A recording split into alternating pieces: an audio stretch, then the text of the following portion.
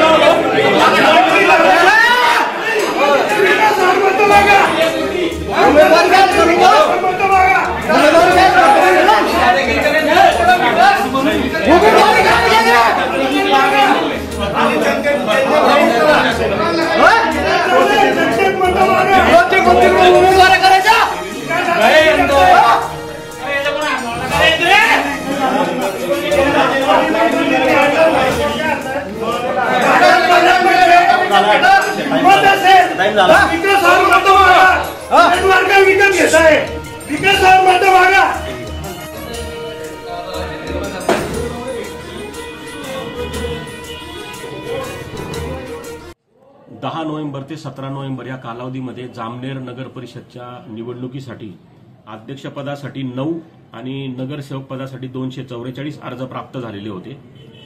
छाननीच्या नंतर अध्यक्षपदासाठी 4 आणि नगरसेवकसाठी 93 उमेदवार शिल्लक होते। आज उमेदवारी मागे घेण्याचा अंतिम दिनांक होता। उमेदवारी माघारी झाल्याच्या नंतर आता अध्यक्षपदासाठी 1 आणि नगरसेवक पदासाठी 59 उमेदवार रिंगणामध्ये आहेत।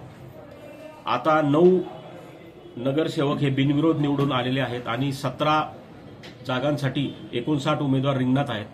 हे जे बिनविरोध झालेले आहेत 1 अध्यक्षपद आणि 9 नगरसेवक याच्या मान्यतेसाठी माननीय राज्य निवडणूक आयोगाला आज प्रस्ताव पाठवण्यात येणार आहे। अध्यक्षपदासाठी 5 आणि नगरसेवक पदासाठी 151 अर्ज बाद झाले।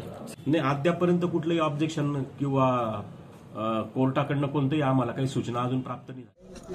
निश्चित सर्वप्रथम तर सर्व कार्यकर्त्यांचे अभिनंदन, त्यांचे आभार या ठिकाणी मानतो आणि ज्यांनी फॉर्म भरलेले असताना सुद्धा नंतर माघार घेतली त्यांचे सुद्धा आभार। चौथ्यांदा माझी पत्नी साधना महाजन या ठिकाणी नगराध्यक्ष होते झालेली आहे, निकाल अजून होईल माघारीनंतर।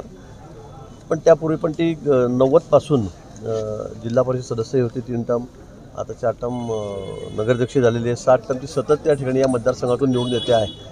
मी सुद्धा 7 टर्म आमदार आहे, 1 टर्म मी आधी सरपंच होतो या गावाचाच, त्यामुळे 8 वेळा मी निवडून आलेलो आहे, 7 वेळा साधना निवडून आलेली आहे। एवढा मोठा विश्वास लोकांनी सतत 35-40 वर्षापासून आमच्यावर या ठिकाणी दाखवलेला आहे, त्याबद्दल सर्व मतदारांचे, विशेष करून रात्रंदिवस अतिशय मेहनत करणारे आमचे कार्यकर्ते आहेत, हा विजय कार्यकर्त्यांचा आहे, त्यांचेसुद्धा मनापासून खूप खूप आभार मानतो। भाऊ, सोशल मीडियावर एक व्हिडिओ व्हायरल होतो आहे की आता माघारी दरम्यान आमच्यावरती दबाव तंत्राचा वापर केला जातोय, त्यामुळे राष्ट्रवादीचे 6 नगरसेवक उमेदवार जे ते अज्ञातस्थळी राहा यांनी व्हिडिओ व्हायरल केलेला आहे। मला वाटतं कुठेतरी सांगावं की यांच्यावर कोणावर अन्याय झाला, कोणावर दबाव टाकला, कोणावर काही दादागिरी करून माघार घ्यायला लावली, असं एखाद्या माणसाने सांगावं की हो माझ्यावर दबाव आणला गेला। मला वाटतं उगाच पॉलिटिकली कोणी काही बाका मारायच्या, उलट अनेक लोकांना उभं राहायचं नाही आहे, पण त्यांना काही लोक घेऊन पळून गेलेले आहेत, काही हरकत नाही, निवडणूक करावी। आता काय अजून 10 जागा बिनविरोध झालेल्या आहेत, 10-11 जागा अजून तुम्हाला 16-17 जागा आहेत 27-28 पैकी, त्याच्यावर तुम्ही लढा आणि मग तुम्हाला किती मतं पडतात, लोक तुम्हाला किती पसंती देतात ते आपण बघावं।